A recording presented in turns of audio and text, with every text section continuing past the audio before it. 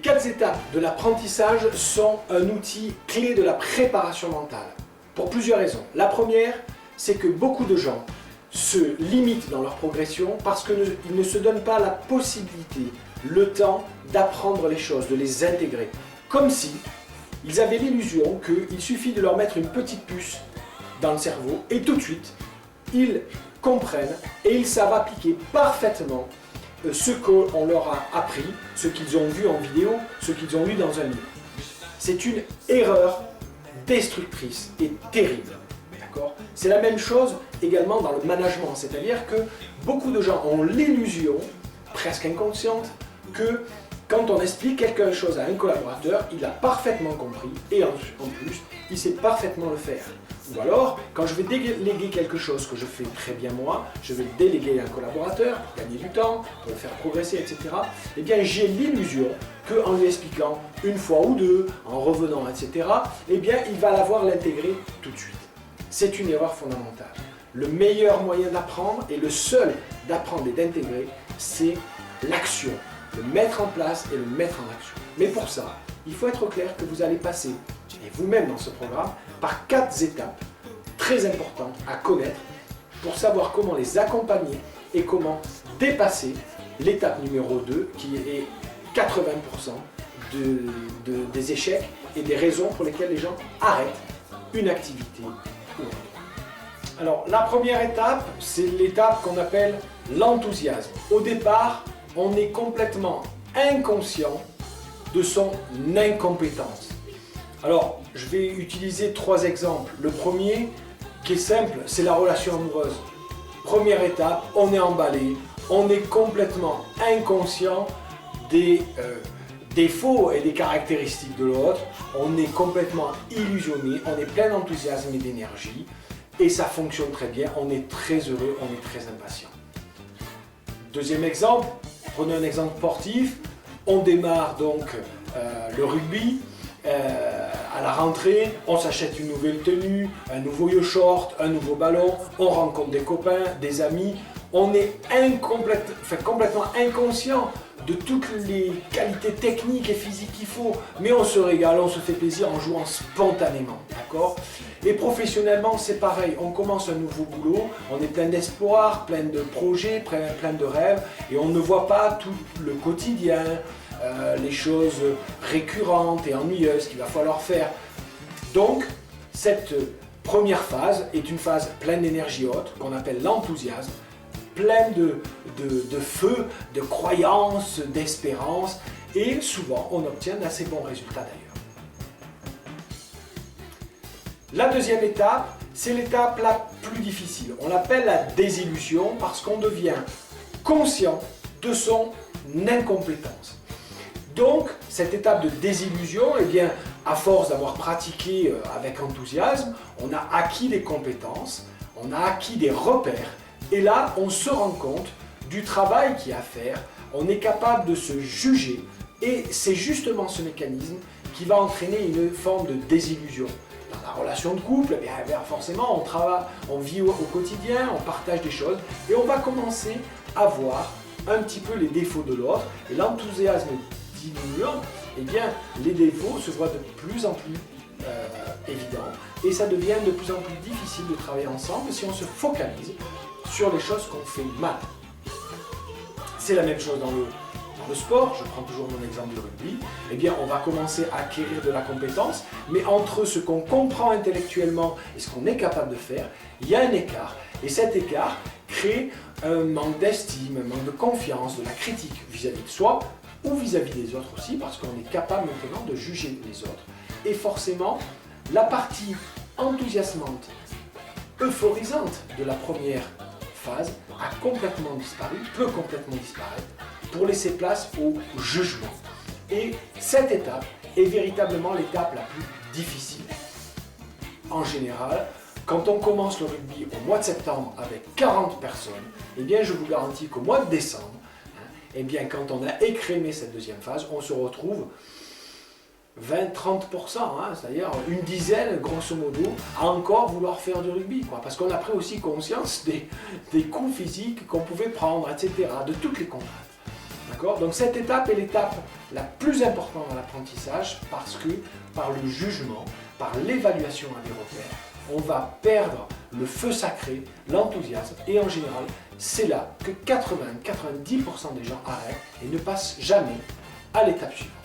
La troisième étape donc, c'est l'étape de la maîtrise. À force, on a dépassé la deuxième phase, grâce à la répétition des fondamentaux, eh bien on en arrive à un niveau de maîtrise. C'est-à-dire qu'on a une vision globale du jeu, on a une vision globale de son métier, on a une vision globale de la relation amoureuse et on sait ce qu'on a à faire, on sait ce qu'on doit faire et on sait bien le faire puisqu'on a répété plusieurs fois. On a un niveau de pratique suffisant qui fait qu'on sait faire le bon geste, on sait faire un bon revers à force d'avoir pratiqué, de s'être découragé mais d'avoir persévéré, on sait pratiquer un bon revers et on sait à quel moment il faut le faire. Ce qui caractérise la maîtrise, la phase numéro 3, c'est qu'on sait faire le bon geste et au bon moment, de la bonne manière.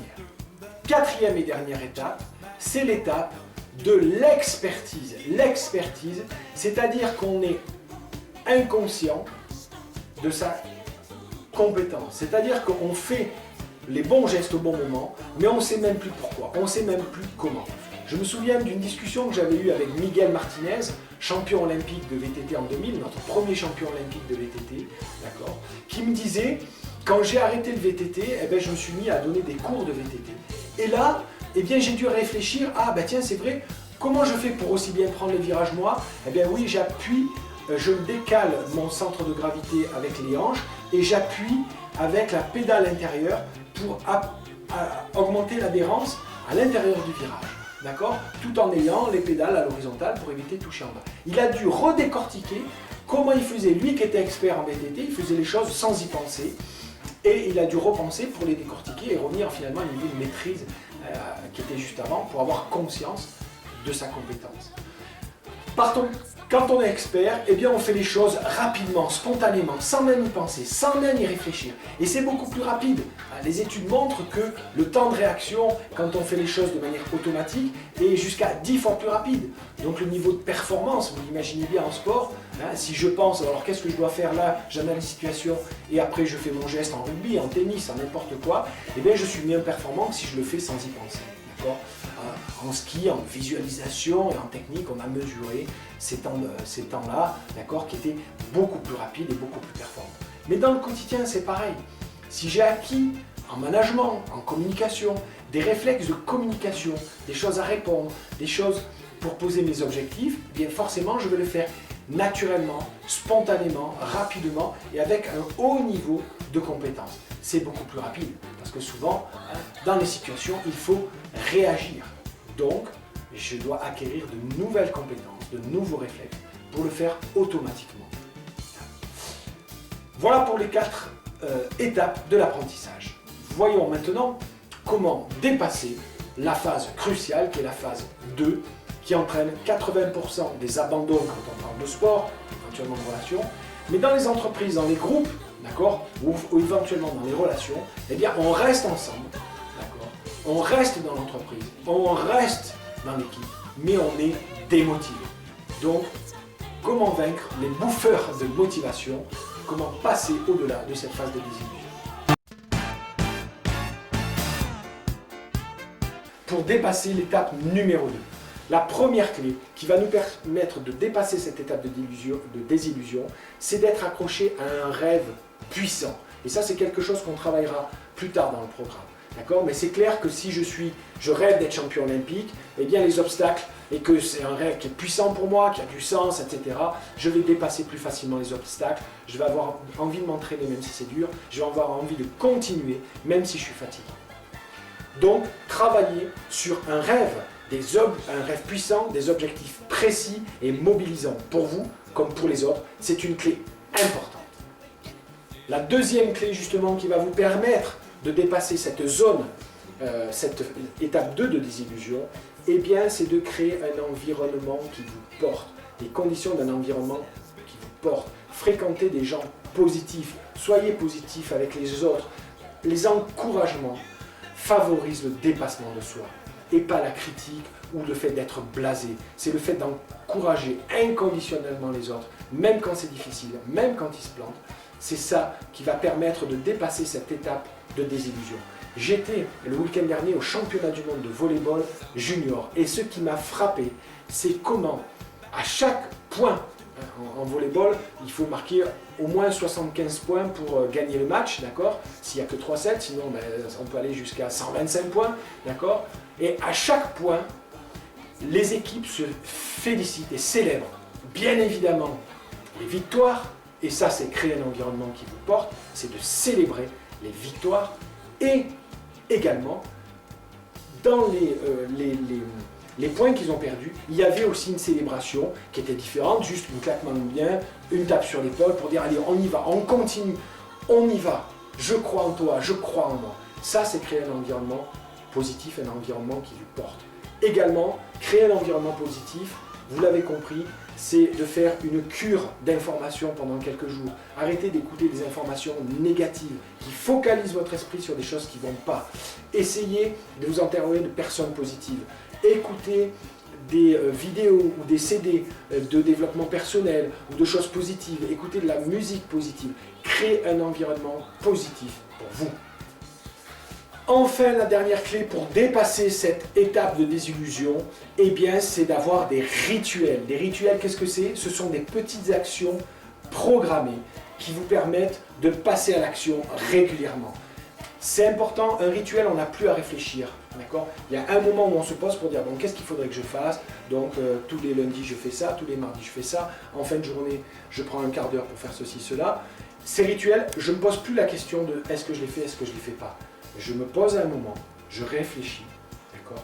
Et je passe à l'action derrière, parce que je sais que le lundi matin, je ne calcule pas, je sais que j'ai ça à faire. Le mardi, j'ai ça à faire. Le mardi à 10h, j'ai ça à faire, et à 11h, j'ai ça à faire. Et c'est comme ça toute ma semaine, d'accord? Avoir des rituels, c'est ne plus réfléchir à pourquoi on fait les choses, c'est ne plus se donner des bonnes excuses de faire autre chose que ce qui va nourrir un projet ou un objectif puissant pour moi. Donc, programmez des petites actions qui font avancer votre projet régulièrement sans plus avoir à vous poser la question de est-ce que je le fais ou pas. Programmez-vous des rituels. Il y a un rituel plus important qu'on va voir ensemble.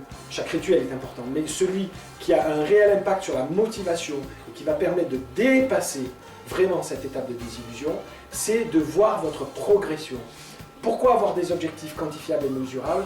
Parce qu'on peut les mettre sur un graphique et on voit l'évolution.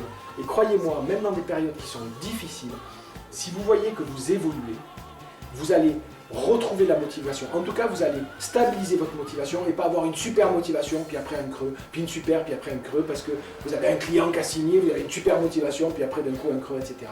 Donc, mesurer et voir l'évolution de vos objectifs quantifiables et mesurables est quelque chose qui va vous aider à progresser régulièrement, à avoir une motivation qui est stable. Progresser régulièrement parce que si des fois vous avez des objectifs qui ont tendance à stagner ou à diminuer et que vous faites un point régulier tous les jours ou toutes les semaines, c'est une bonne périodicité, et bien vous allez pouvoir vous remettre en question et mettre en place un plan d'action de progrès.